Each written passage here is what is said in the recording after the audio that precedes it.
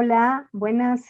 Mi nombre es Laura Astorga y fui invitada por el Faro para moderar el tema de este programa, que es acerca de la Semana Nacional de los Derechos de las Personas con Discapacidad, Avances y Retos en Costa Rica 2020. Ese es el tema, pero vamos a hacer un poco lo que nos da la gana, porque es nuestro tema. Les voy a presentar a mis invitadas y un invitado, que es Brenda Villalobos, bachiller en inglés y estudia Relaciones Públicas. Es una chica trans y ciega. Henry Martínez, antropólogo social, involucrado en temas de derechos humanos, estudiante de biología y surfer fanático. Y Alexa Torres, que es filóloga y profesora de español, activista en accesibilidad digital, yo quiero de eso. Y lleva o dirige o inaugura o funda una ONG que se llama Rinconcito Inclusivo. Gracias por venir a todos. ¿Qué más? Por favor, saluden.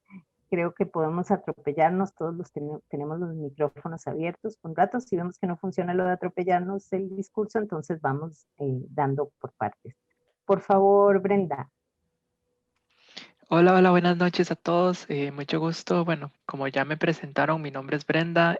Actualmente estudio Relaciones Públicas.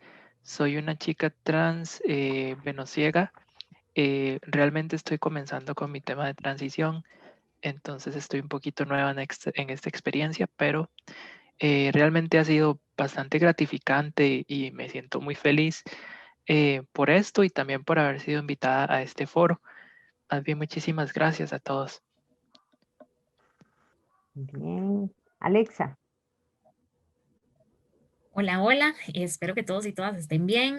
Bueno, yo soy Alexa, como ya lo mencionabas, trabajo el tema de accesibilidad digital. Soy una intensa jodiéndole la vida a la gente con el derecho al acceso a la información.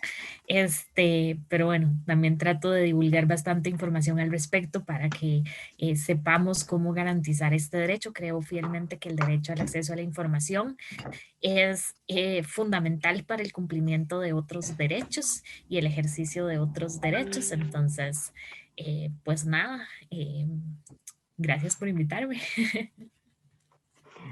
Muy bien, y sigue el compañero.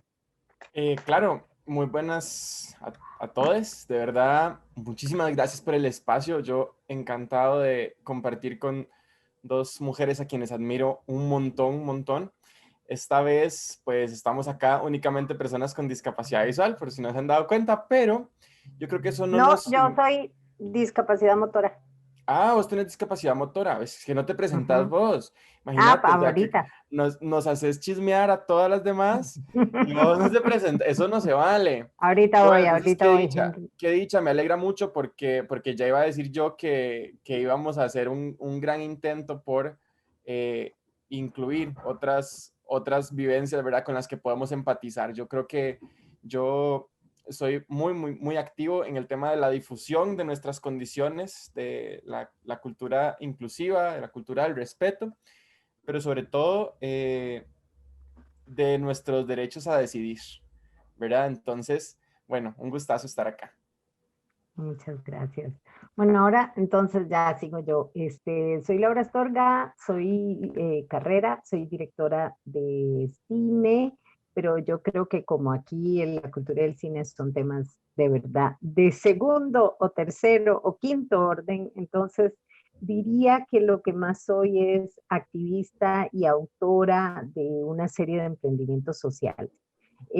Tengo una discapacidad motora que es bastante, como decir, apreciada por los capacitistas, básicamente porque no se nota tanto, excepto si tengo que subir gradas, tengo que brincar.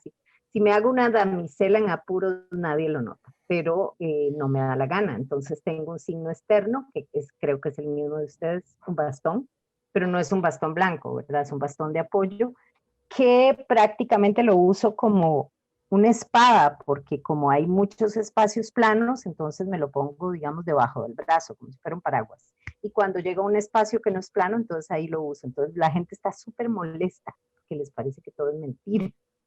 Entonces, bueno, eso es precisamente lo que vamos a hablar aquí. Yo quería dedicar un ratito a las definiciones o a estas presentaciones de nuestras, ¿verdad? Que son como nos autodefinimos y cómo la gente nos señala. Yo quisiera preguntarles de entrada, ¿qué les han dicho como definición? O sea, yo les puedo decir las mías, pero quiero partir con las de ustedes. ¿Cómo, qué les han dicho que ustedes son? Que usted dice, yo no tengo nada que ver con eso.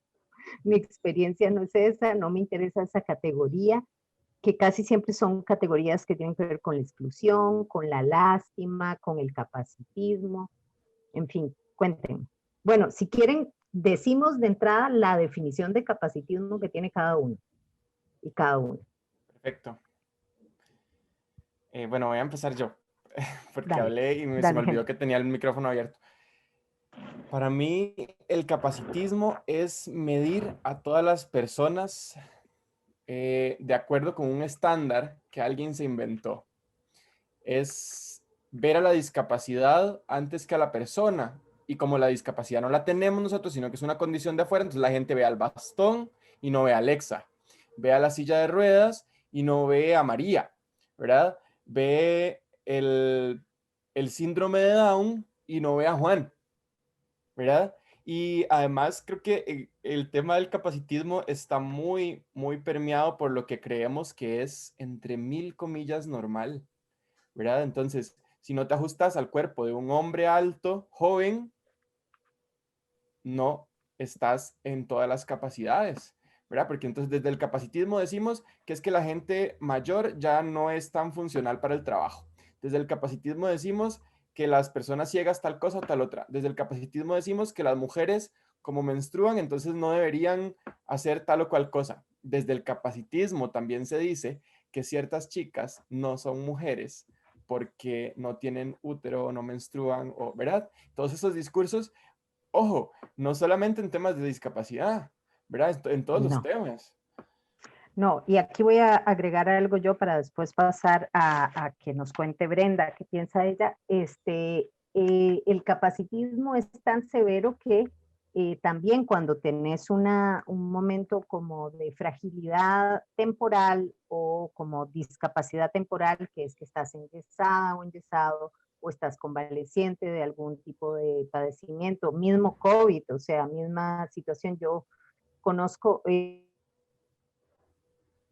entonces tengo este uso de aeropuerto con silla de ruedas y conozco mucha gente que tenía mucha vergüenza de decir, es que yo estoy agotada porque yo tengo lupus, porque yo tengo, o sea, como, quiero decir, como enfermedades o padecimientos o vivencias que eran como una discapacidad que no se viera, ¿verdad? Que no se ve, que nadie la ve y tenían grandísima vergüenza de ir a pedir unas sillas de ruedas para tener esta atención en aeropuertos, pero digamos, sentían que no iban a poder sobrevivir ni todas las filas, ni la maleta. Entonces, para mí, eso es el capacitismo. También cuando la gente, por las razones que sean temporales o permanentes, leves o no sé, cualquier momento en sus vidas, no se sentían con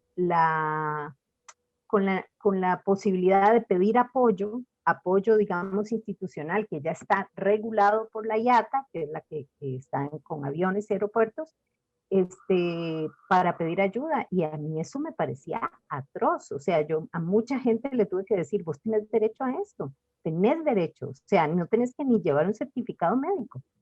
Y la gente no lo sabe, ¿verdad? Entonces el capacitismo, digamos, nos devasta a todas las personas, porque ninguna persona está bien todos los días, a toda hora y en cualquier circunstancia.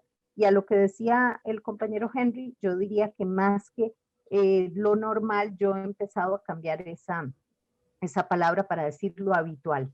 Es decir, lo que tenemos el hábito de, para poder dejar de usar normal, porque entonces se convierte en un estándar precisamente. Entonces es un hábito y hasta podemos llegar a romper ese hábito. Compañera Brenda. Hola, bueno, concuerdo con Henry en lo que él expresa con respecto al capacitismo. realmente lo vemos reflejado todos los días de nuestra vida, ¿verdad? Y siento que, bueno, desde el hecho de que a vos ya te ven diferente por tener un bastón o por tener uno de estos símbolos, ¿verdad? De los cuales también hablábamos, hasta el hecho de, digamos, tal vez no diferenciarte, sino tal vez hacerte una discriminación que llaman discriminación positiva, ¿verdad? Ya es una discriminación como tal, ¿verdad? Esto que contabas de los aeropuertos me recordó mucho a una experiencia que tuve en donde yo en el aeropuerto pedía asistencia, pero me decían que solo tenía, o sea, solo por medio de silla de ruedas, o sea, yo tenía que sentarme en una silla de ruedas e ir por todo el aeropuerto. Y yo dije, no, es que yo no necesito la silla de ruedas. Entonces, a veces sí siento que hay algunas cosas como que también son impuestas y no se nos da a nosotros la libertad de elegir, No. ¿verdad? En ese momento yo dije como, no, yo no necesito la silla de ruedas, yo nada más necesito una persona que me guíe a través del aeropuerto, y yo puedo caminar con mi bastón. Ujú. Y fue así como, bueno, no, pero es que según los reglamentos tiene que ser con silla de ruedas. Y yo, ok, yo soy una persona que yo tal vez peco de no pelear, pero yo dije, bueno, en últimas está bien y ya. O sea, anduve en silla de ruedas en todo el aeropuerto. Pero sí siento que, bueno, es esto, ¿verdad? Que nosotros tengamos la libertad de elegir, independientemente de lo que la sociedad capacitista en este caso nos imponga. Y a veces eso no pasa. Igual con los trabajos, cuando uno va a pedir un trabajo, ven pues el tema de la discapacidad primero antes de las habilidades que uno pueda tener. Y eso me ha pasado infinidad de veces, pero así infinidad de veces. Ok, ya. Sí, sí, sí, totalmente. O sea, lo que contás fue como la primera vez que yo enfrenté salir a trabajar, porque en general viajaba por mis padres, pero yo viajaba como cuando siendo pequeña, como alguien más era responsable, pero cuando empecé a ser adulta y salir y viajar mucho para trabajar, porque el cine te pone siempre como en festivales o en ese tipo de convivencias, yo también di esa luchita mínima, porque me duró mientras no me dejara el avión. O sea, peleé, pero peleé como 10 minutos, ¿verdad? Porque yo le decía, no, yo creo que yo sí podría, porque el aeropuerto no es muy grande. Y me dijeron, es que si no en silla de ruedas no puedo. Y lo que es lamentable es que esa negociación es imposible y entonces, por ejemplo, yo he perdido aviones porque el acceso a silla de ruedas es más reducido, ¿verdad? O sea, hay que hacer transbordos de elevadores, hay que ir por otras rutas, no es tan fácil. Entonces eso ha implicado que pierda aviones y tienen que el aeropuerto o, no, o la línea aérea tienen que negociar y asumir este costo, aparte que ya perdí cosas de trabajo, ¿verdad? Pero sí es difícil porque va en contra de toda lógica. En contra, o sea, yo entiendo que hay menores de edad o personas como con una discapacidad tipo senilidad o qué sé yo, o algún tipo de PCI que necesite total ayuda y estar a cargo, porque en muchos aeropuertos yo ya pasé de Brenda, de pelear 5 minutos a darle mi pasaporte a la persona y dormirme en la silla. O sea, ya basta, o sea, si lo que quieren es decir que yo soy un vegetal porque así les es más cómodo a ellos asumirme a mí como persona, pues voy a vegetar un rato y así descanso y se acabó. O sea, Es dejé de pelear. complicado. Sí, Pero porque uno se desgasta mucho en eso. sí, te iba a comentar que una vez me pasó en el aeropuerto bueno, de Bogotá, que había tanta gente ocupando el servicio de silla de ruedas que no había ya, no daba abasto. Y yo estaba ahí esperando antes de la aduana y antes de migración, todavía no había llegado por mí. Y yo decía, pero Dios, me va a bajar el avión. Y cuando ya llegaron, o sea, con la silla de ruedas, corrimos. Inclusive, me acuerdo que esa vez la persona que me escoltó me llevó hasta la pista porque ya el avión iba, o sea, ya se iba a ir. Imagínate, Sí, apenas, y sí, casi, sí, casi lo sí. pierdo.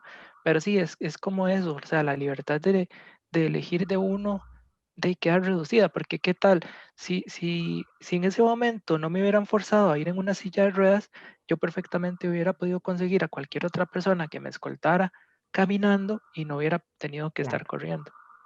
Claro, esa es una pequeña lucha que hay que dar, que es como la diversificación de los servicios de apoyo a personas con discapacidad, no solo en aeropuertos, en muchos otros lugares. No, Efectivamente, bueno, de hecho, en aeropuertos aún, aunque pasen estas pequeñas luchas, hay una infraestructura existente.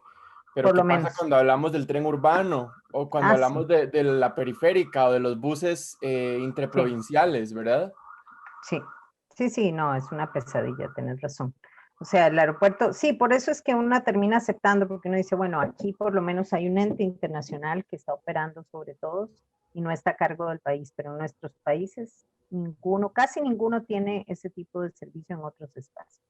Ok, seguimos Yo, con Alexa. sí, yo iba a Capacitación, Alexa. comentar con este tema de los aeropuertos, ya para cerrar el tema, que bueno, imagínense entonces cuando viajan dos personas con discapacidad juntas. Henry y yo Ah, hemos viajado juntos y entonces ya sí, la gente colapsa porque entonces ya no es una silla de ruedas, son dos. Y entonces sí, de repente nosotros utilizamos otros argumentos para negociar como, no, pero es que no es necesario que vayan dos personas y dos sillas de ruedas. Con una persona que nos acompaña a los dos, todo bien. ujú, Pero a veces sí se vuelve complicado, ¿verdad?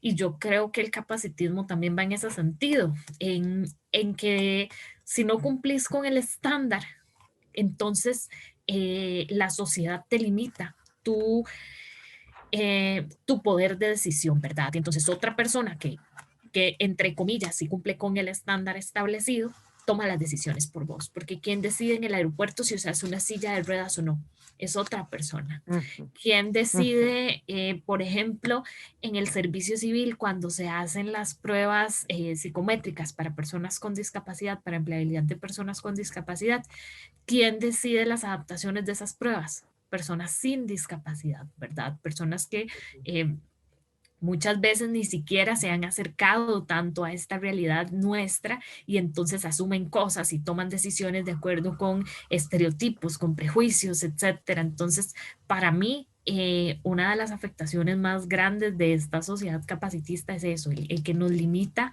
el poder de decisión, ¿verdad? Y el poder también expresar cuáles son nuestras necesidades, cuáles son nuestros requerimientos, porque de repente yo no necesito información en braille, porque además yo no sé leer braille, pero la gente asume que como soy una persona con discapacidad visual, tengo que leer braille y punto. O sea, ese tipo de clasificaciones también nos afectan muchísimo. Y ahora que contaba lo del bastón y que decías que, bueno, que la gente cree que estás mintiendo, yo quería decir que a muchas personas con discapacidad visual también nos pasa y es a las personas de baja visión y entonces la gente nos cuestiona, bueno, pero si usted no ve, ¿por qué usa lentes? O si usted no ve, ¿por qué tiene un cursor del mouse enorme en su computadora y por qué tiene las letras de su computadora grandes? O de repente hay espacios en los que nos movemos o nos desplazamos sin bastón y entonces la gente también nos cuestiona. ¿Por qué si usted no ve, anda caminando sin bastón de fijo? Nos han dicho como que somos ciegos de mentiras, ciegos paqueteados, y bueno, creo que Brenda y yo lo hemos vivido muchísimo, ¿verdad? Todas estas etiquetas que en realidad, pues son producto del desconocimiento, ¿verdad? Que existen condiciones de baja visión y que en algún momento podemos requerir un bastón o podemos requerir otros apoyos, pero en otros momentos de no, simplemente hacemos las cosas con la visión que tengamos disponible y listo. Dale. Entonces, hola. Que yo quería aportar ahí que, digamos, eso que te estás diciendo es muy importante. ¿Por qué? Porque muchas veces a una o sea, también le condicionan sus capacidades por el hecho de la discapacidad.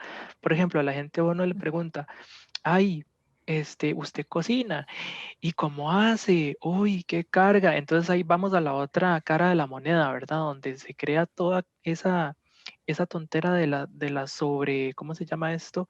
Admiración que existe, que digamos, hasta cierto punto es mala porque también va a crear esta discriminación, ¿verdad? Entonces ahí me dicen, ay, pero usted vive sola, ay, pero usted cocina y limpia y qué carga y cómo lo hace todo, ¿verdad? Entonces uno dice como, de, ya sí, ya, o sea, me están viendo Claro, diferente y creen y claro. asumen que como tengo una discapacidad no soy capaz de las cosas. Es tremendo Claro. porque vean qué opuesto, como mi discapacidad es motora y tiene que ver con movilidad y con temas de músculos y cansancio y dolor y tal. Entonces una cosa que a mí me pasa a menudo es que entonces yo me veo como activa y bien no sé qué, y entonces, por ejemplo, mi mamá por un tiempo me decía, pero es que usted ya tiene que aprender a hacer, ella nunca ha vivido conmigo casi, pero los pocos momentos en que los que la veía o hace poco todavía me decía, usted tiene que aprender a hacer las cosas sola sin una empleada doméstica. Yo tengo una hija de 13 años, ¿verdad? 14 tiene ya. Entonces es bien duro porque es como, o sea, yo sé que yo no he vivido con ella, ella no ha vivido conmigo y no entiende mucho el tema de la discapacidad, pero como ella me ve funcional desplazarme, es todo, digamos, lo opuesto a lo que se le está pidiendo a Brenda, ¿verdad? Que es como decir, usted tiene que poder hacer las cosas. Ella no sabe que si yo hago oficio, por ejemplo, ya no puedo hacer nada más en el día.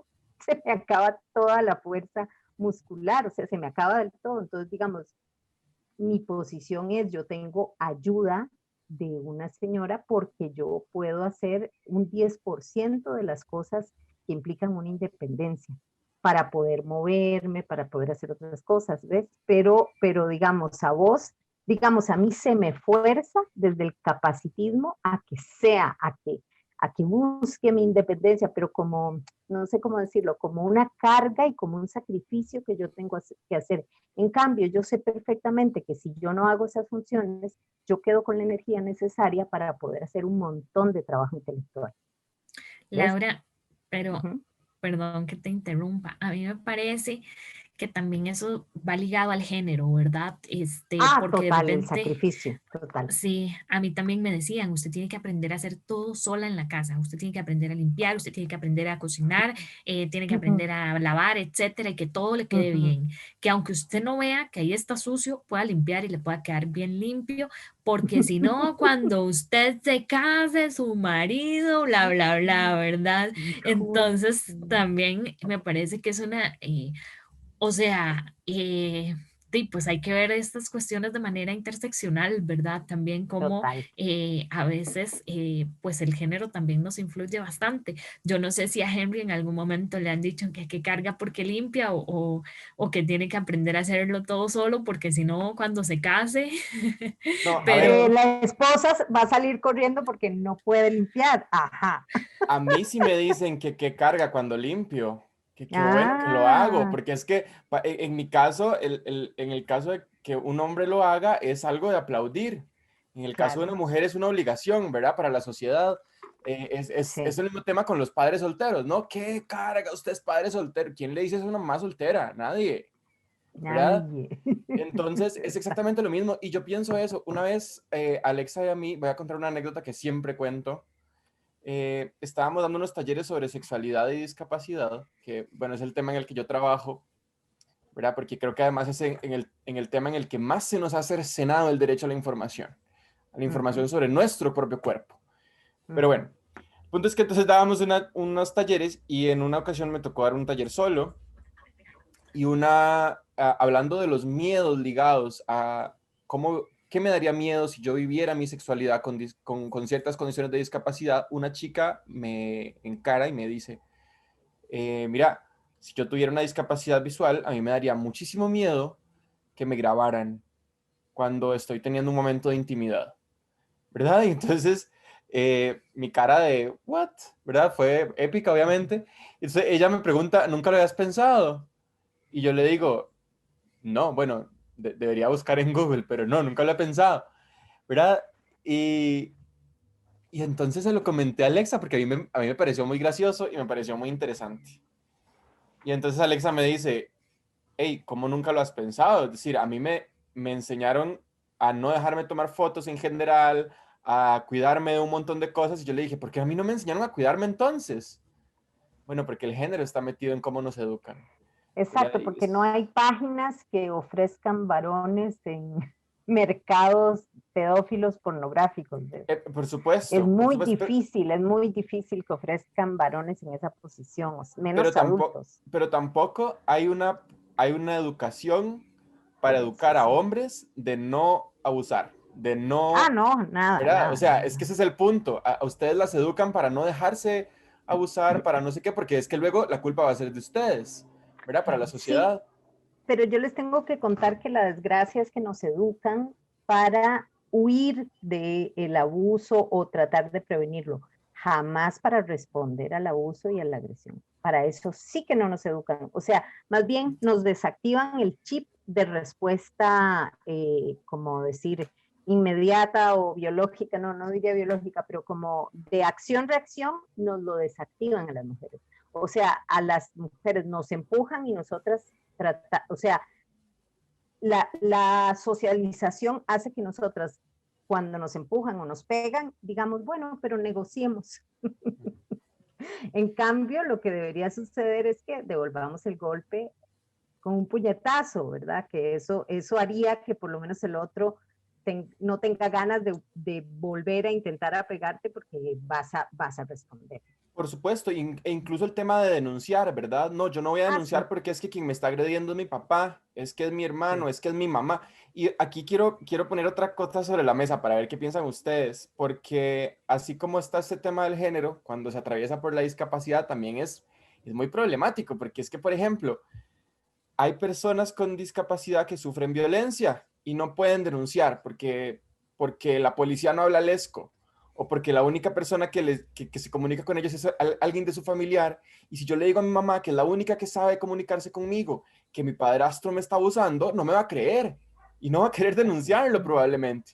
Y por Sí. otro lado está la otra cara de la moneda, que es que a las personas con discapacidad tampoco se nos educa para no abusar y para no acosar. Uh -huh, ¿Verdad? uh Hay -huh. mucha violencia que sufren las personas cuidadoras que se deja pasar porque es una persona adulta mayor, porque es una persona con discapacidad y no sabe lo que hace. Uh -huh. Y ¿Verdad? no, es que es O un hay momentos en agresor los que... además. Claro, claro, es que podemos ser agresoras las personas con discapacidad y agresoras sexuales, es decir, hay acoso dentro de la población, ¿verdad? Del que no se habla, porque yo, ¿cómo voy a denunciar a una persona con discapacidad? Pobrecito, me acosó porque no sabe, no le enseñaron. Bueno, no, yo también puedo poner los límites.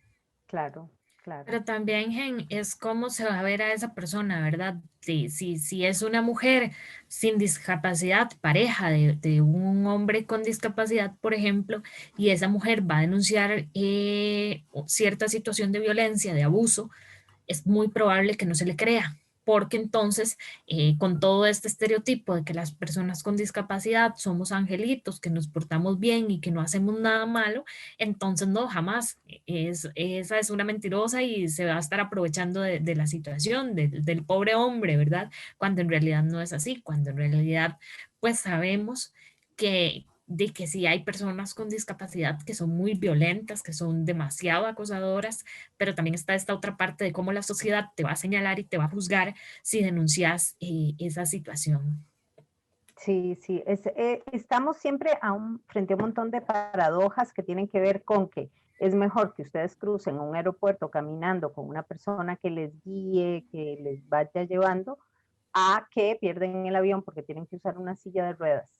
¿Entiendes? Es como, es de un nivel y además tienen que tener cada uno una silla y un asistente. En cambio, lo que ustedes piden implica menor energía, esfuerzo, más dinámica, una situación distinta, ¿verdad? Como de aceptación de quiénes son ustedes exactamente. Y exactamente eso opera frente a una persona con discapacidad que es un agresor o una agresora, idéntico. Es decir, nadie puede verle los otros elementos de complejidad que tiene esa persona porque solamente ven su discapacidad y desde ahí le juzgan. Entonces, yo quisiera, bueno, preguntarles, porque esto para mí es súper importante, ¿cómo se autodenominan cada uno? Para cerrar con el tema de definiciones. Cada uno se autodenomina. Por ejemplo, Alexa, ¿cómo te autodenominas si tuvieras que presentarte para una charla TEDx, por ejemplo? Bueno, yo soy una mujer joven, activista, que le encanta hablar, que le encanta reírse, que a veces es un poco peleona y creo que si tuviera que decir en última instancia, pues diría que soy una persona con discapacidad visual, pero no es algo, digamos, si bien es cierto, es algo que me atraviesa, no es algo que yo utilizo en mis presentaciones, ¿verdad? Y Perfecto. tampoco es algo como que yo... una vez teníamos como este debate de si poner en el currículum para buscar empleo, ¿verdad? Que uno es una persona con discapacidad y yo, no, o sea, yo soy filóloga, soy profe de español y eso es lo que me sirve para buscar trabajo. La Claro. discapacidad no, entonces yo nunca lo pongo. Cuando llego a las entrevistas de trabajo la gente colapsa, pero eso es otra historia. Pero Ok. no es algo que yo sienta que me, digamos, que tenga que andar diciendo. No, no es algo que tengo que esconder, simplemente es algo que vivo. Así como Muy tampoco bien. digo, bueno, y soy delgada, soy, no sé, de piel color o de piel blanca, ¿verdad? Ujú, ujú. ¿Verdad? Yo siento que es una característica más que no es como que la usen como carta de presentación. Sí, sí, en realidad precisamente para esto es que estamos usando lo de la definición. Don Henry, no, doña Brenda, cuénteme usted cómo se autodefine usted. Uy, eh, bueno, vamos a ver, Brenda es una persona, bueno, yo soy una persona muy, en realidad yo soy una persona muy tranquila, trabajadora, inteligente, también soy joven, me siento joven por dentro, aunque ya no tanto. Este, vamos a ver, bueno, como dice Ale, ¿verdad? Pues uno tiene sus logros que ha cosechado a lo largo de la vida, ¿verdad? El estudio es una herramienta muy importante, sin embargo, yo no los pongo nunca antes de decir quién realmente soy, ¿verdad? Porque el título no me define como persona, sin embargo, es útil para buscar trabajo. Soy bachiller en inglés, graduada de la UCR. Actualmente estudio relaciones públicas, me gusta mucho la comunicación, siempre ha sido como mi campo de estudio desde que estaba en la UCR con el inglés, después estudié periodismo, ahora relaciones públicas. em, y pues, ¿qué más? Bueno, ahora soy una chica trans y ciega, ¿verdad? Que esos son dos cosas importantísimas a tomar en cuenta porque pues estamos cargando con dos estigmas, ¿verdad? Ya no es tanto el tema de discapacidad, sino ahora la cuestión del género, ¿verdad? Que son dos cosas, bueno, que al final de cuentas sí me hacen sentir orgullosa porque pues así es como soy, o sea, son mis características, es mi realidad y vívala como la viva, pues he aprendido a ir, ¿verdad? Saliendo adelante, tanto con el tema de la discapacidad como con este tema de mi género, ¿verdad? Que ha sido una situación que acarrié durante toda mi vida y mantuve escondida y pues ahora ya está aflorando, ¿verdad? Entonces es como ya también me defino como una persona libre y que ya no tiene esas ataduras que tenía antes. Excelente. Y me parece súper, digamos, apropiado que como estás en esa transición, poder nombrarte es muy importante porque es una transición que en este momento todavía no es tan fácil, o sea, no es tan aceptada. Entonces, digamos, sí, efectivamente, como que nombrar la interseccionalidad que sos, porque las personas que tienen esta condición doble o que todo lo que atraviesa lo trans, casi siempre tienen que usarlo como escudo, escudo político, ¿verdad? Tienen que decir, soy esto para poder defenderse, porque todavía la gente no tiene normalizado que un compañero, compañera, o como le dé la gana autodenominarse, tenga falda.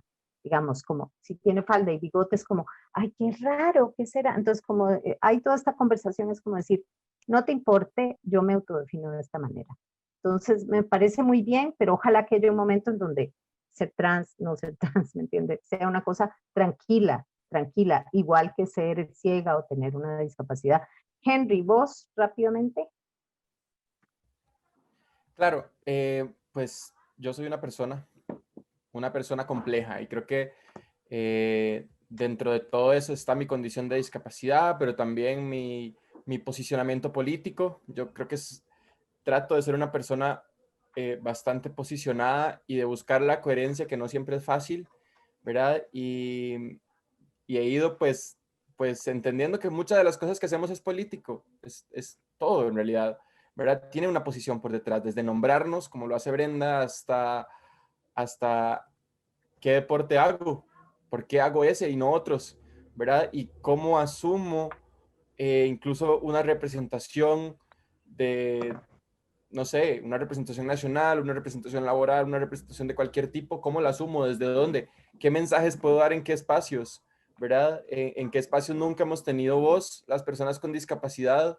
Y entonces, si en algún momento yo la llego a tener, pues qué hay que decir y qué hay que apuntar y a quiénes hay que señalar, ¿verdad? Entonces, eso es lo que creo que soy yo, pero muchas cosas más. Ok, entonces vos no incorporás en ningún momento tu discapacidad como parte de tu presentación. Sí, por supuesto. Es decir, yo soy una ¿Sí? persona muy compleja y entre todo eso está mi condición de discapacidad. Yo me Ok, nombro ya. a mí como persona ciega, ¿verdad? Ujú.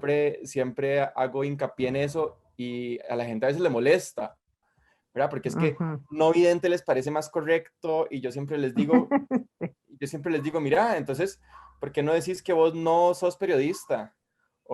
Ajá. O que no te llamas Mariela, ¿verdad? No, yo ¿por qué tengo que hablar en negativo siempre? No, yo soy ciego y si eso no me está ofendiendo, si eso no es una ofensa, yo estoy muy orgulloso de ello.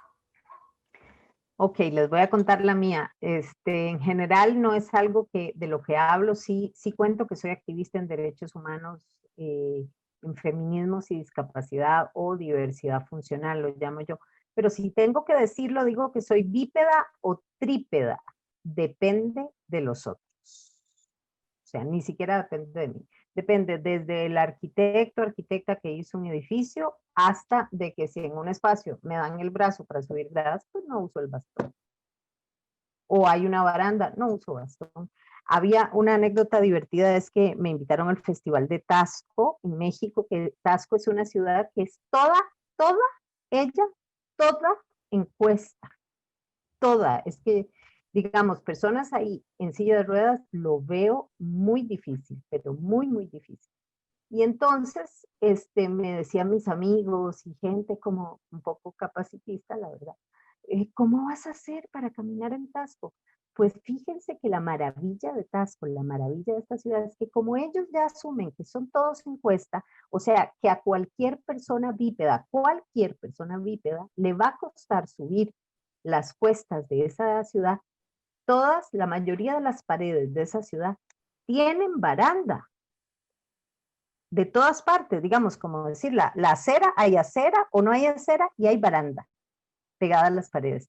Súper interesante. ¿Por qué? Porque todas las personas ahí tienen como un grado de algún tipo de discapacidad por el cansancio que genera. Entonces, súper interesante. Yo dije, no estuve más feliz en una ciudad porque donde me cansaba de usar el bastón, usaba la baranda y siempre había una baranda.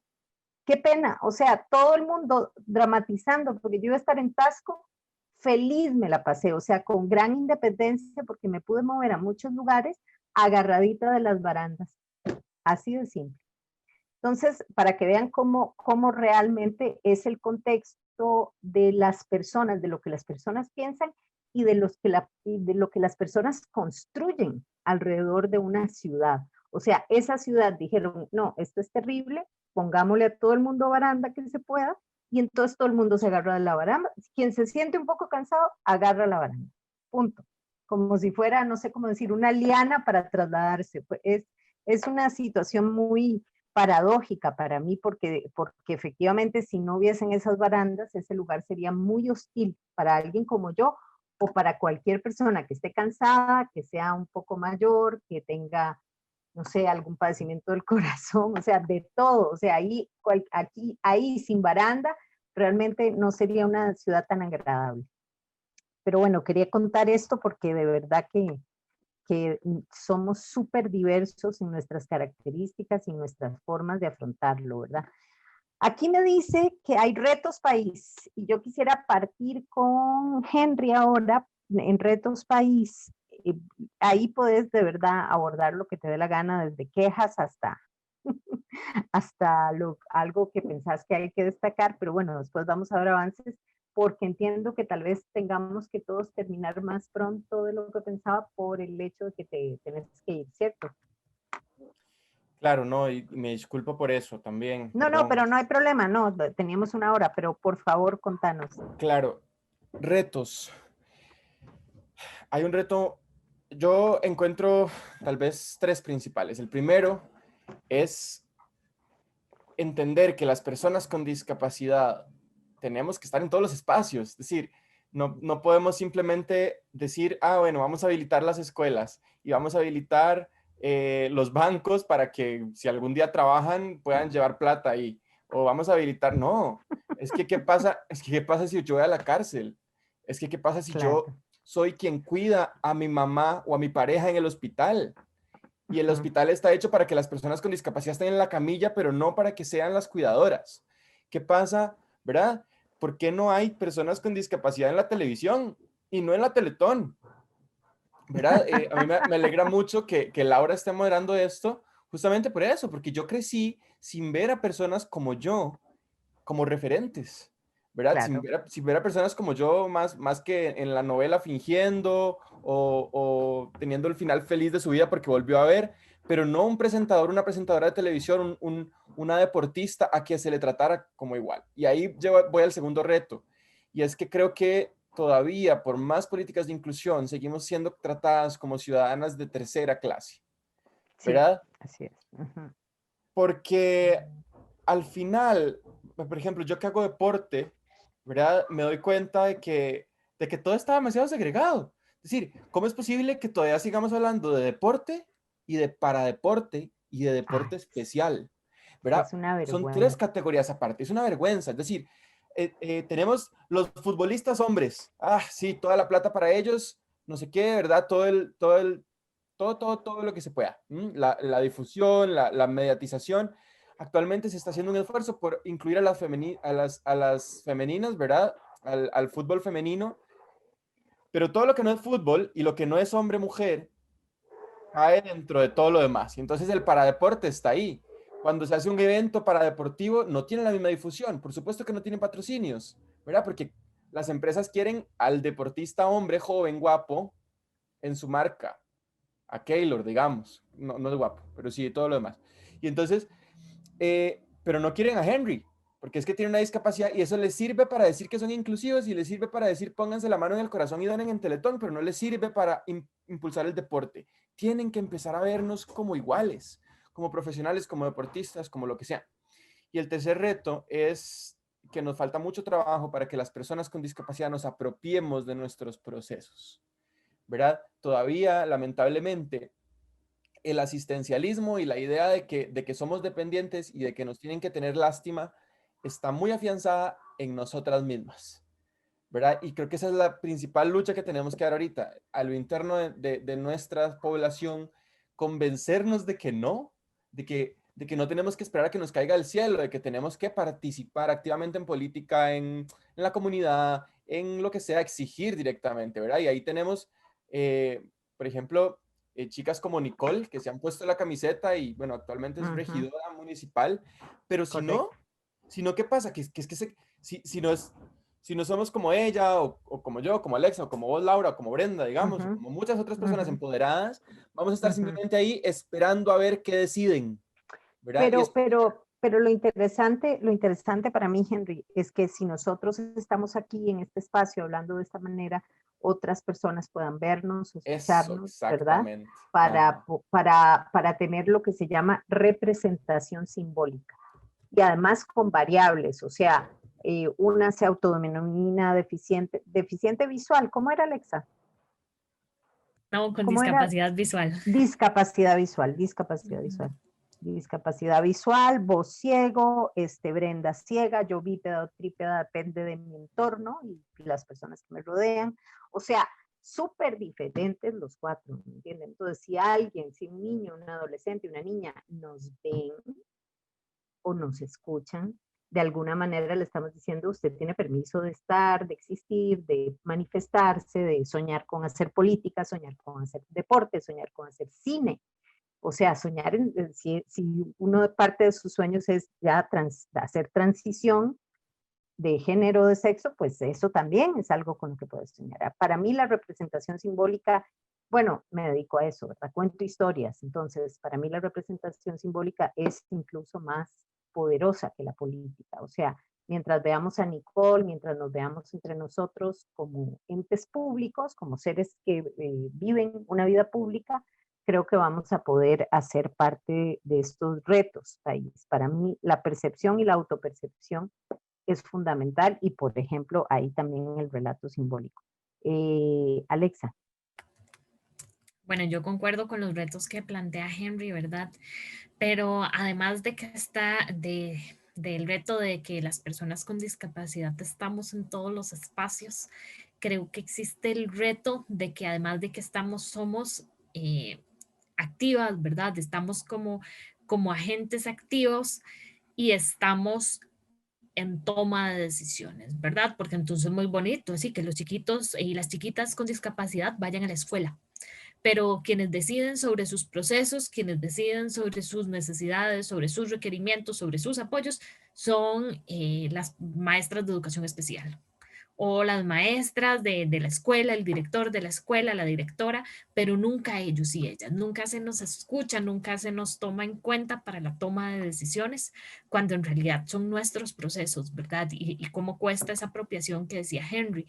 Y esto de pensarnos como personas activas implica mucho, porque hace poco conversábamos en un curso cómo es posible que se adapten los espacios físicos, por ejemplo, un teatro que esté adaptado para que las personas puedan, las personas usuarias de silla de ruedas puedan ir al teatro, puedan ir a disfrutar de una obra de teatro. Bueno, pero ¿y si la persona es quien es la actriz de esa obra de teatro? Entonces ya no hay acceso para el escenario, para los camerinos, etcétera, ¿verdad? Entonces, ¿cómo no se nos ve como agentes, ¿verdad? Que podemos hacer cosas y cómo está tan estigmatizada la discapacidad como de que no es algo lindo, de que una persona ya porque tiene discapacidad dejó de ser atractiva, ¿verdad?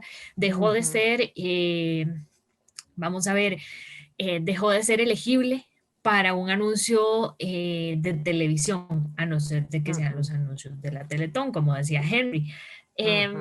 Dejó de ser elegible para el papel principal dentro de una telenovela o dentro de una película.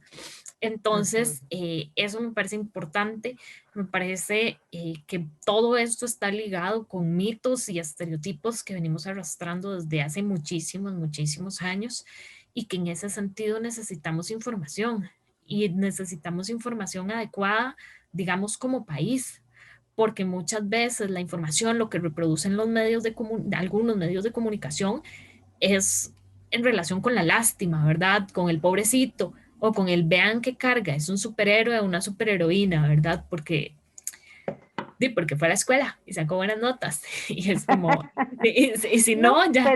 Pero no, Alexa, vieras que yo también considero que había una mujer política que se llama Maggie Salas, que estaba publicando en redes el anuncio de los Paralímpicos, que decía superhumanos, ¿verdad? O sea, superhumanos. Y a mí me pareció súper capacitista, porque, o sea, si le hacen ese comercial a todas las personas que entran a las Olimpiadas porque llevan récord, te lo creo. Pero si hacen ese comercial solo para personas que son un tronco, no tienen brazos ni piernas, pero no sé, hacen ajedrez, son no sé cuánto, o sea, hacen las mismas cosas que los que hacen Olimpiadas, pero por eso les llaman superhumanos, pues ya no. Entonces yo siempre le tengo mucho cuidado a la posición en donde esto, o sea, donde la exaltación es tan alta que uno está tan tentado a decir, sí, son superhumanos, sí, pero entonces póngame a todos los de Olimpiadas, todos los con tiempo récord, todos, o sea, hasta mi hija que se come no sé cuántos mamones chinos en tiempo récord, pues pasa a ser superhumano, depende. Claro, ¿Me entiendes? y cómo eso también nos condiciona, ¿verdad? Porque de repente cuando a mí me dicen, no, es que qué carga, es que sos un ejemplo a seguir, y yo me voy a meter a un bar, yo me la pienso y yo digo, ¿a cuántas personas estaré decepcionando? ¿Verdad? No, pero no me importa, igual me meto. Pero es Exacto. eso, ¿verdad? De cómo también esos estereotipos nos atraviesan y nos condicionan y que si no fuera como dijo Henry, porque tenemos pues ciertas herramientas y porque hemos sido un poco peleonas y porque hemos sido... tenido procesos de empoderamiento, de eso también nos afectaría en nuestra identidad, en lo que queremos hacer, lo que queremos ser como personas, ¿verdad? Porque de repente hay que cumplir con muchas, muchas exigencias impuestas por la sociedad, porque ya cuando sos una persona con discapacidad, siempre tenés el ojo de la sociedad de encima, ¿verdad? Entonces, creo que en ese sentido nos falta mucha formación en temas de inclusión, de cultura inclusiva, de muchas cosas, ¿verdad? Como sociedad para ir avanzando en este tema, porque yo creo que muchas veces reproducimos estereotipos a partir del desconocimiento. Y otra cosa que siento que sucede a menudo es que estamos las mujeres aún más bajo el ojo Ujú. escrutador. Sí, yo le llamo escrutinio patriarcal, que es que cómo lo hacemos, no lo hacemos, si somos madres, si somos buenas madres, malas madres, madres discapacitadas, ¿por qué discapacitadas, pero con riesgo de tener hijos? O sea, es insoportable. Y a mí me parece interesante ahora pasar a hablar con Brenda de esto mismo porque sinceramente yo considero que el tema trans es muy interesante, pero es súper diferente uno del otro. A ver, vos me lo vas a decir, Brenda, porque me imagino que has estado en temas y conversado y leído de teoría trans. Y entonces cuando se transita hacia ser mujer es deliberadamente pasar a un espacio de muchísimo, muchísimo reto, dolor y vulnerabilidad. Entonces es como una decisión no solo difícil, sino de pérdida de privilegios. En cambio, pasar a ser de una mujer a ser un hombre trans, pues es muy duro, pero solo ganas privilegios. Contanos, Brenda. Pues definitivamente es ponerse en una posición de vulnerabilidad y una está consciente de ello, ¿verdad? Sin embargo, yo lo abrazo con toda la alegría del mundo. ¿Por qué? Porque así es como me siento. Y si tengo que hacer la lucha junto con las demás chicas, lo vamos a hacer. Eh, pero realmente, digamos, eso que dices es importante porque ha sido un poco doloroso que personas de tu familia, las personas que más amas, que a lo largo de toda tu vida han estado ahí, te digan, bueno, yo hubiera preferido que usted me hubiera dicho que era gay, ¿verdad? O cosas así. O Mm, sea, una persona diciéndote eso duele porque yo me puse a pensar, o sea, quiere decir que si yo te digo que soy gay, me aceptas más que si te digo que quiero ser mujer. Y me dice, sí, claro. es que con una mujer que quiere ser hombre es como más normal. Y yo, ¿pero por qué? O sea, solo porque yo estoy queriéndome poner en la posición de una mujer, eso es machismo. O sea, simple y sencillamente me parece a mí que eso es machismo, como de que a uno se Correcto. le ve ridículo que un hombre, ¿verdad? Entre comillas, quiera ser mujer. Bueno, porque eso de querer ser mujer no es así, es que uno era desde antes, solamente que en un cuerpo o en una posición social equivocada, con la cual nunca me sentí identificada, digamos. Entonces sí, es totalmente un reto y algo que me caló, que creo que fue Ale que dijo que, bueno, y vos también, de la capacitación, la educación. Yo creo que el principal reto es que nuestra sociedad no está capacitada y no está educada y no se está dando el chance para que se eduque en temas de discapacidad, en temas de género, y nosotras somos las que estamos dando la lucha porque yo siento que, bueno, con nuestro activismo. Ayer hablaba con Camila y le decía, bueno, yo no hago activismo, yo no soy parte de ninguna organización. Y ella me decía, pero sí, el hecho de solamente ser nosotras ya es activismo, y tiene razón. Totalmente, totalmente. Y bueno, yo siento que lo que quería decir con todo esto es que, por ejemplo, en algún momento que estudié periodismo, porque yo odio también los titulares discriminatorios o como eso que contabas de superhumanos, yo siempre trataba de meter el contenido de discapacidad en mis trabajos cuando estudiaba esa carrera y para los profesores, pero como que no había mucha apertura por parte de los profesores y por parte de los mismos compañeros. Entonces uno dice, es que la gente no le pone, o sea, no le pone ganas y no le pone amor y realmente, o sea, ven el tema de la discapacidad como ahí, como ñe, o sea, como no es importante. Todo lo demás es Ujú. importante excepto lo de la discapacidad. Entonces uno se queda así como, Dios, si estos van a ser los futuros periodistas, ¿qué va a ser de nosotros? Yo creo que yo planteo como una pequeña solución al tema de los retos, pero no estoy segura que se pueda, pero es como bajar o eliminar o intentar hacer desaparecer este estándar de lo que es habitual o lo que está normalizado. De manera que cualquier persona se sienta con la libertad y el derecho a tener un proceso, digamos, de vulneración o discapacidad temporal o permanente o progresivo y lo sienta tranquilo, porque así como vos decís, bueno, estos son los periodistas, yo, o sea, de realmente conociendo a tantas familias como conozco, yo de verdad diría que en cada núcleo familiar, óiganme, no en cada familia extendida, cada núcleo familiar tiene entre 1 y 3 personas con discapacidad. Pero, ¿qué pasa? Que la discapacidad física o inmediata es la que más reconocemos, pero hay un montón de discapacidades psicosociales que no están siendo conversadas, ¿verdad? Por eso es tan importante cuando alguien te dice, bueno, sí, yo tengo un tratamiento tal, psiquiátrico tal, y lo puede externar y tal, porque entonces vos rápidamente le puedes decir, bueno, vos también tenés una discapacidad, se llama discapacidad psicosocial, y hay momentos en los que vas a reaccionar de distintas maneras y probablemente tu discapacidad sea una de las más estigmatizadas del mundo, porque son las del loco o la loca, ¿verdad? O sea, que eso te inactiva y genera un rechazo como la peor discapacidad posible después de que alguien se da cuenta. O sea, como si no se da, si lo mantiene oculto, pues parece muy normalizada esa persona, pero después cuando lo confiesa es como, fulana está loca, toma esto, va al psiquiatra, ¿verdad? O sea, te ponen esta condición. Entonces yo creo que una manera es juntarnos con la discapacidad psicosocial y empezar a ubicar que de verdad estamos totalmente rodeados y permeados de las discapacidades.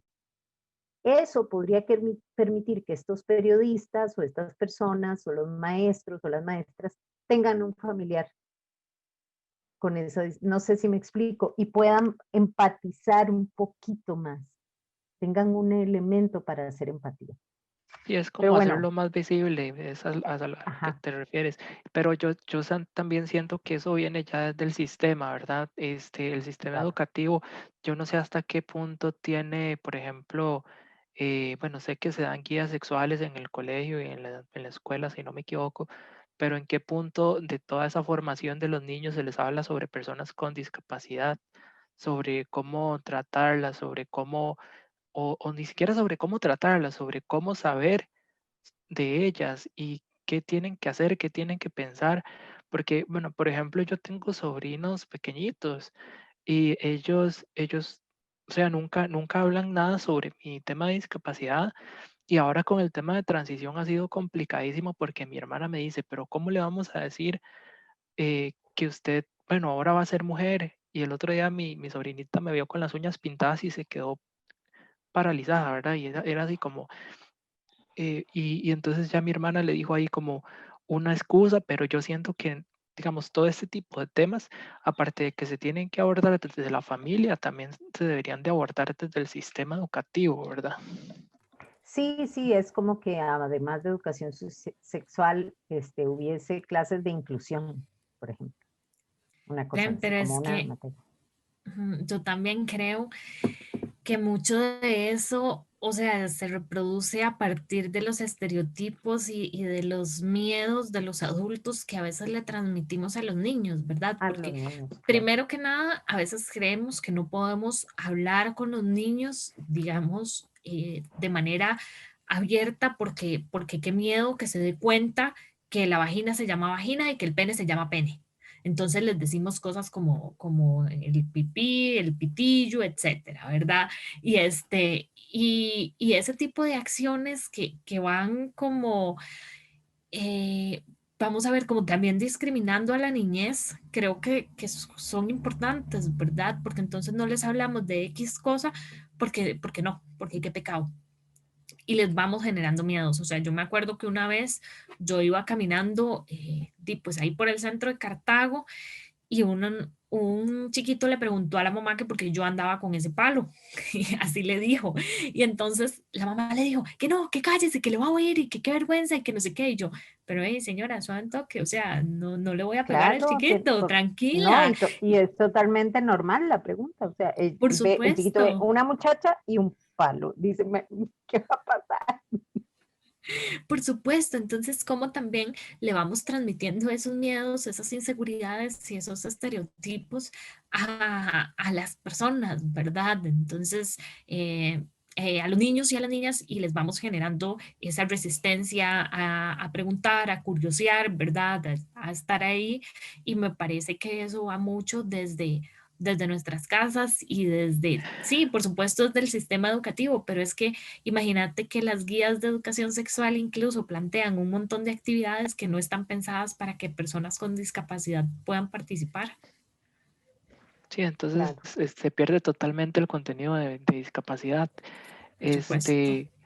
En este caso que me decías de los chiquitos, o sea, yo siento que los chiquitos ahora son mucho más inteligentes, o no sé, bueno, ya con la tecnología ellos conocen y saben de todo antes que uno se dé cuenta. Mi sobrinita tiene 4 años y a mí me hubiera gustado simplemente llegar y decirle, porque me gusta, o sea, me gusta andar las uñas pintadas. ¿Para qué? Para Punto. que el niño vaya sabiendo que existen este tipo de diversidades y que no que vaya pensando que es algo malo, porque eso es lo que yo le decía a mi hermana. Pero bueno, al final de cuentas, yo tampoco soy quien para meterme en la forma en la que ellos quieren criar a los chiquitos, ¿verdad? Ya yo ahí no tengo Claro, claro. injerencia, pero si hubiera sido mejor como decir solo, me gusta, esto es lo que va a pasar y que los chiquitos vayan haciendo preguntas.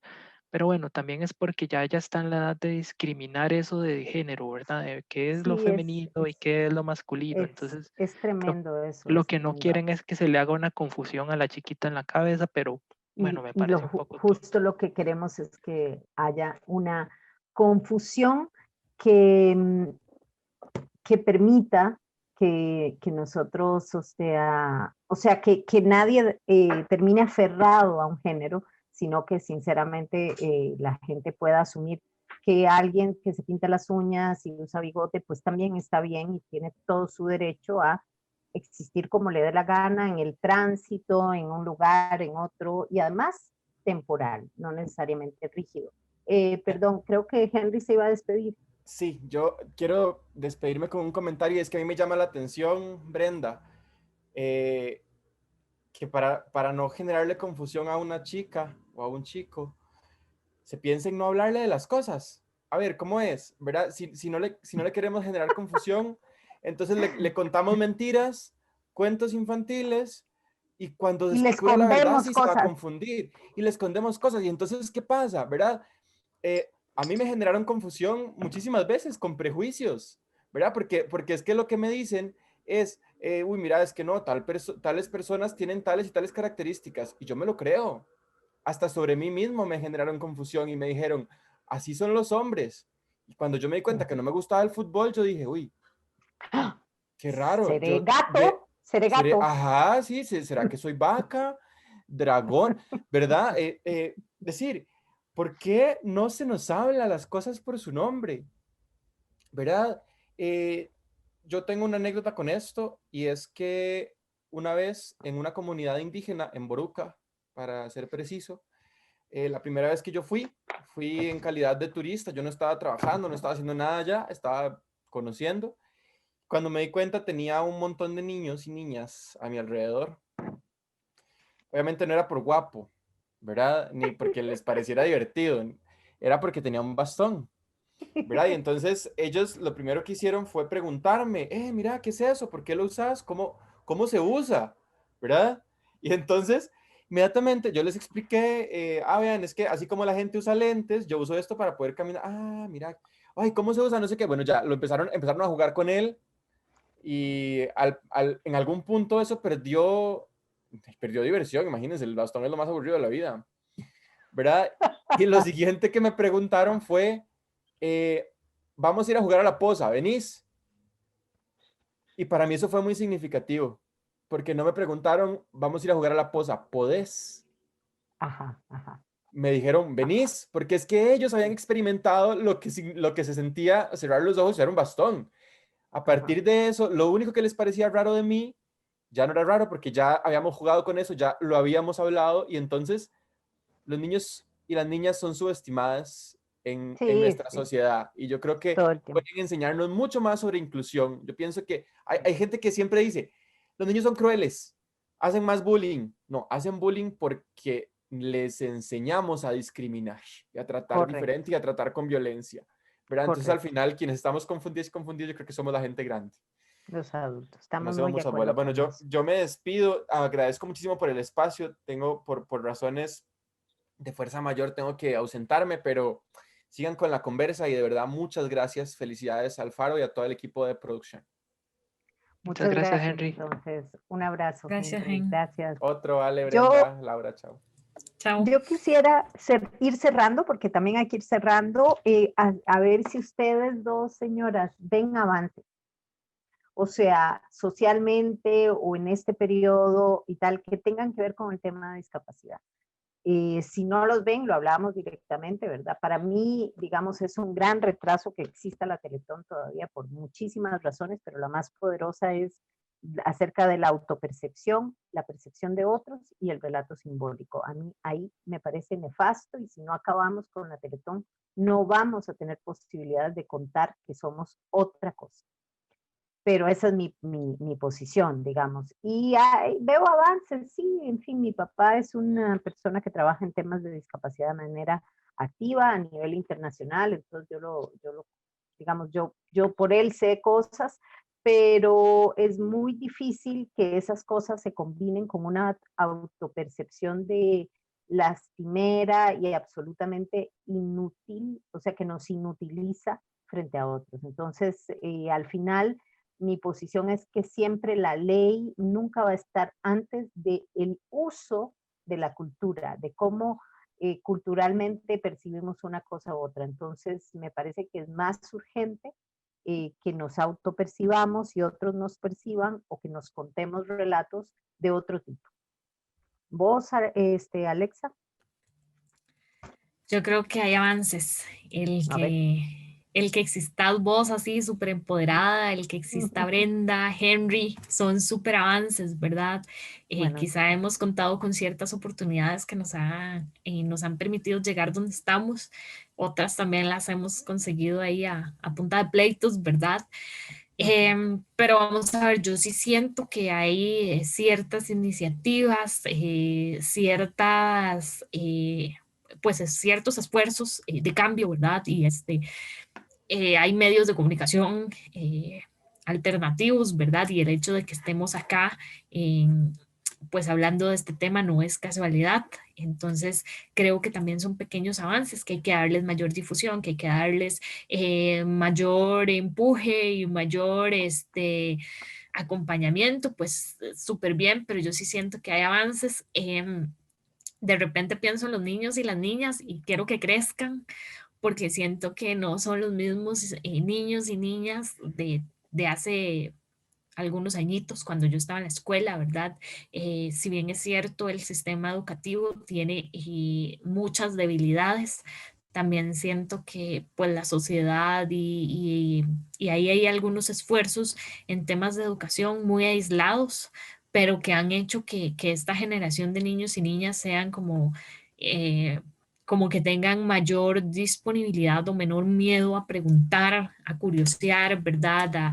A conocer, a aceptar la diversidad. Entonces, a mí me parece como que ya quiero que crezcan, pero de repente pienso en mis sobrinas y yo digo, están creciendo demasiado rápido, ya no quiero que crezcan más.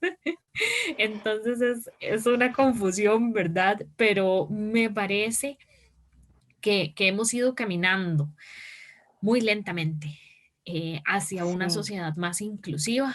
Tenemos mucho trabajo por hacer, pero sí me parece que quizá nos toque hacer un análisis más detallado con todo este tema contextual, ¿verdad? Y cómo la pandemia nos ha vulnerabilizado más, nos ha restringido derechos, porque yo no sé, Laura, si vos has visto que tus derechos se han visto restringidos, pero yo siento que a partir de la pandemia yo no puedo salir tanto sola, como que mi independencia ya no es la misma, como que toda la Para nada. señalización de distanciamiento social, de lo que era tan fácil y lo que yo peleaba siempre era como yo puedo hacer una fila, déjenme ir Ujú. y comerme los 200 metros de fila, porque yo lo puedo Claro, hacer.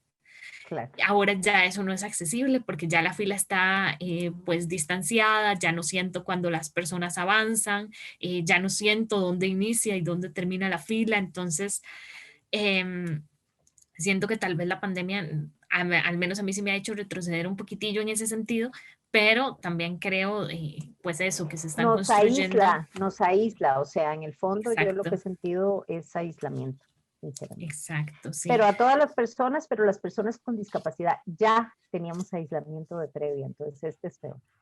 Claro, claro, y se nos asume como personas más vulnerables, entonces de repente no podemos salir tanto solas. Para nosotras, las personas con discapacidad visual, las personas ciegas, que es tan importante, pues la percepción a través del tacto ya no es tan posible porque ya ahora, entre menos cosas toque usted en la calle, mejor, ¿verdad? Pero Efectivamente. sí creo que hay avances, pero obviamente tenemos que seguir dando la lucha, seguir abriendo camino, porque no se trata de tomar los espacios y acapararlos, sino de abrir camino para que otras personas también puedan estar en esos espacios. Claro, claro. Muy bien, vos, Brenda. Ok, bueno, yo definitivamente también veo avances, ¿verdad? En la sociedad, la verdad es que sí, ya no, bueno, obviamente compararlo con como era, qué sé yo, en los años 70, 80, totalmente hay un avance, ¿verdad? Falta mucho por hacer, más que todo en, como dice Ale, abrir espacios y como decía Henry, hacernos presentes en cada uno de los ámbitos de la sociedad a nivel laboral, a nivel educativo, a nivel organizacional, político, inclusive afectivo, ¿verdad? Que es algo súper interesante. Pero como normalmente a vos te ven primero por ser una persona discapacitada o con discapacidad, este, te descartan para ser una persona que puede ser pareja, ¿verdad? Eso pasa mucho en el 90% de los casos. Entonces, bueno, es eso, o sea, tiene que haber muchísimo más avance, muchísima más apertura, pero como dice Ale, yo siento que eso es por las generaciones que actualmente están liderando el mundo, porque ya en el futuro se ve que las generaciones van a ser muchísimo más abiertas y yo lo veo con el tema de mis sobrinos, porque yo tengo como unos 3 sobrinos que son adolescentes en este momento y ellos han sido súper tranquilos con mi tema de la transición. De hecho, bueno, hay una de ellas que me dice tía sin ningún problema, ¿verdad? O sea, es como que uno va viendo que las cosas van a ser diferentes. Pero sí tienes razón, Ale, en ese aspecto. Y otra cosa que yo sí quisiera, digamos, decir por acá es que el avance ha sido gracias a que, bueno, nosotras hemos dado la lucha durante varios años, ¿verdad? Que eso es lo que no tiene que detenerse, o sea, siempre tenemos que estar dando la lucha, sea como sea, para seguir abriendo los espacios, como dice Ale, y no dejarnos ¿verdad? No dejarnos pisotear por la sociedad, hacernos presentes, hacernos escuchar. Y este tipo de espacios que estamos teniendo hoy, pues son geniales para poder expresar nuestra forma de pensar, para poder expresarnos y que el mundo nos conozca, que el mundo escuche de nosotros, qué es lo que pensamos, y eso es importantísimo, ¿verdad? El acceso a la información para mí siempre ha sido una de las cosas más importantes porque, bueno, si a mí me preguntan en la calle, usted puede esto, usted puede el otro, yo pienso primero, bueno, esta persona no tiene información, entonces me aboco a dar información y que sea la información correcta para que esa persona tenga por lo menos un aprendizaje ese día sobre nosotros, ¿verdad? Porque así es como tiene que ser, por esos pequeños pasos que damos, ¿verdad? Que nos hacemos sentir, y eso no va a acabar, porque yo siento que ya las personas que vienen atrás puede ser que crezcan sin tanto estereotipo, sin tanta cosa, ¿verdad? Entonces me parece a mí muy valioso. Sí hay mucho que hacer, obviamente, como dije, pero bueno, yo creo que juntas todos podemos. Yo quería contarles una anécdota para cerrar, definitivamente, porque ha sido muy linda la conversación, pero ya llevamos hora y media y queremos que más gente vea eso. Una cosa es, o sea, lo primero es que para que esos niños y adolescentes puedan generar un cambio en el futuro, que ustedes dicen, es fundamental que nos vean a nosotros. Es decir, mándenles el link cuando ya esto esté grabado, busquen la manera de que ellas las vean, que nos vean como líderes, que nos vean en lo que estamos haciendo. La verdad es que todas en este momento somos líderes, entonces no hay ningún problema.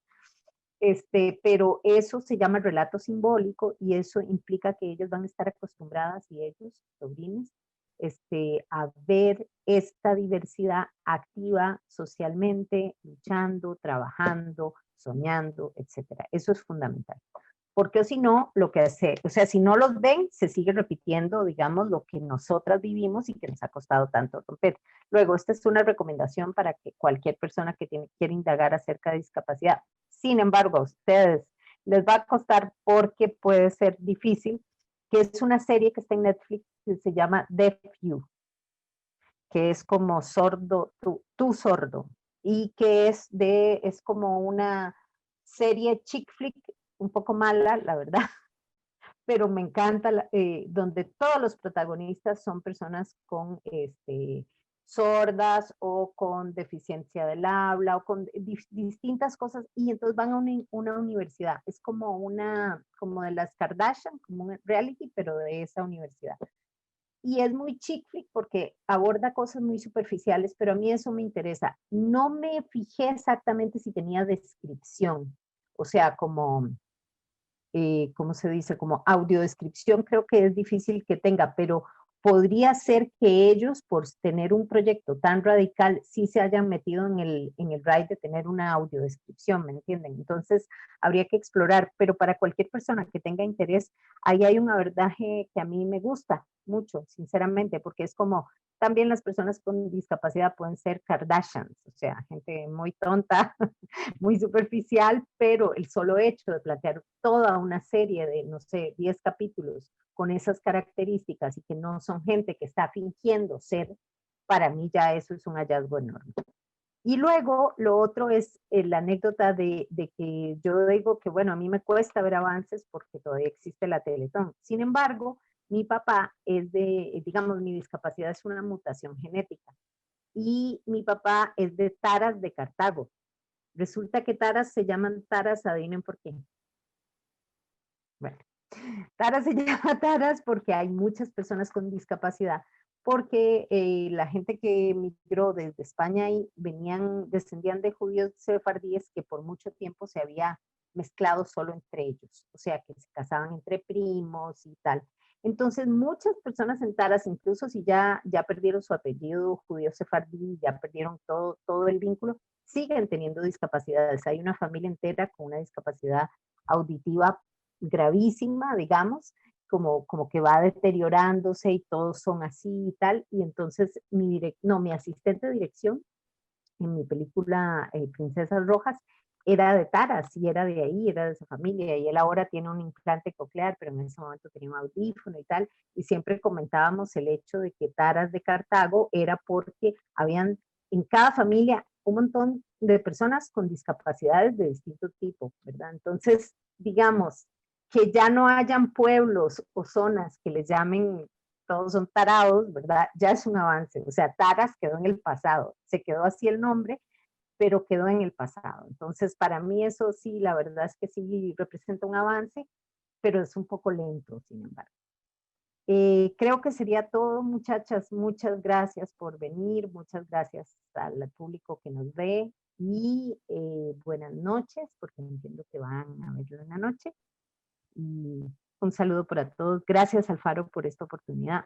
Hora o no sé si ya llevamos 1 hora y 20 minutos o algo así, pero sí, llevamos un montón. No sé si quieran decir algo final de cierre, consigna. Bueno, tal vez yo quería decir, recordar que estamos en la Semana de los Derechos de las Personas con Discapacidad, pero no es una celebración, es una No, conmemoración que nos correcto. invita a seguir luchando por garantizar todos los derechos en todos los espacios y recordemos que los derechos no son favores. Los derechos, pues es eso, ¿verdad? Y a veces hacemos algo como, ay, hicimos una rampita para ayudarle a X persona.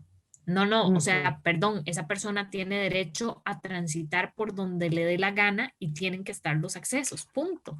Entonces, que tenemos que tener esa conciencia. No es que estamos haciendo favorcitos, no es que seamos buenas personas porque le pusimos No, subtítulos al video, sino porque estamos garantizando derechos, ¿verdad? Entonces, invitarles a conocer más, a buscar mucho más información del tema. Creo que pues hay iniciativas que trabajamos en ese sentido, ¿verdad? En brindar información lo más adecuada posible y pues invitarles a curiosear y a construir juntos y juntas una sociedad donde todas las personas podamos ser partícipes. Yo definitivamente me uno a las palabras de Ali, ¿verdad? O sea, no nos podemos quedar solamente con lo que hemos hablado acá, tenemos que ir más allá, tenemos que seguir buscando información sobre todo lo que sea temáticas de discapacidad, porque realmente mediante la información, mediante el conocimiento, nosotros vamos a ser capaces de poder, pues llegar a mejorar la sociedad, ¿verdad? O sea, hacer una sociedad realmente inclusiva.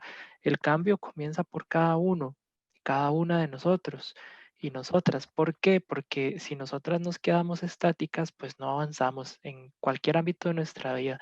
Y en el tema de los derechos, como Ale dice, pues definitivamente este tipo de cosas ya más bien se convierten en un deber de la sociedad para con nosotros y nosotras, ¿verdad? O sea, no es como que ya eh, lo hacemos por caridad como se pensaba en los tiempos de, bueno, del medievo, como sea, ¿verdad? Sino que es ahora un deber que toda institución, que toda organización, que todos deberían siempre pensar en que, bueno, hay diferentes poblaciones desde ponerle los subtítulos a un video hasta ponerle audiodescripción a las series o a las películas, que por eso me encanta Netflix, porque ellos se han dado a la tarea de hacer sus contenidos inclusivos, ¿verdad? Este, y, y bueno, es eso, ¿verdad? Es ir haciendo esos pequeños cambios que de verdad se noten y que de verdad se sienta que la sociedad está avanzando para mejor. Y bueno, pero muchísimas bueno, gracias por esta invitación. gracias, gracias, muchas gracias, Brenda. Alexa, quiero cerrar con que cuando decimos deberían las instituciones, realmente así no funciona. Tenemos que ir a meterles el caballo. Esa es la realidad. O sea, Sí, realmente, o deberían, no sea, existe. Es ir y meter el caballo, hacer cartas, quejarse, estar en juntas directivas, opinar. sí, a lo que me refiero es que esto ya no es como algo que, o sea, que tiene que dejarse pasar. Sí, realmente siento que nosotras siempre vamos a tener que meter la cuchara y como decís vos, ¿verdad?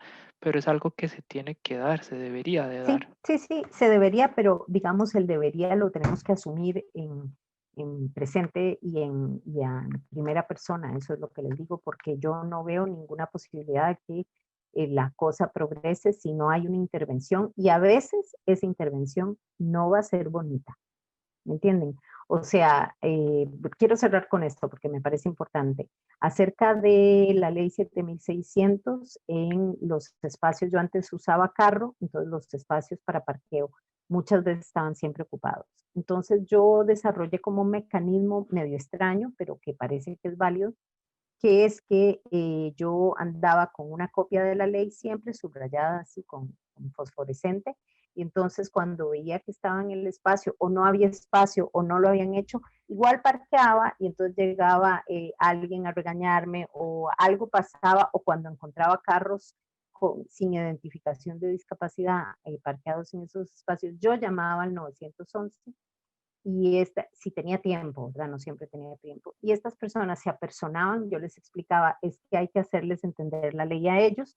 Yo sacaba la ley y las personas en uniforme policial iban a donde el dueño del negocio local, etcétera, y le explicaban que la ley que la tenía que cumplir. Esto era tan traumático visualmente, es decir, que llegue la policía, que se apersone, que le explique una cosa a alguien, que esa gente terminaba haciéndolo. Por eso les digo que las intervenciones, y esta era como una manera de un tipo de hacer valer una ley, pero hay miles, y las maneras en que nosotros podemos incidir hay de muchos tipos y nunca van a ser agradables o bonitas. O sea, lo que tengo que decirles es como, de verdad hay que luchar.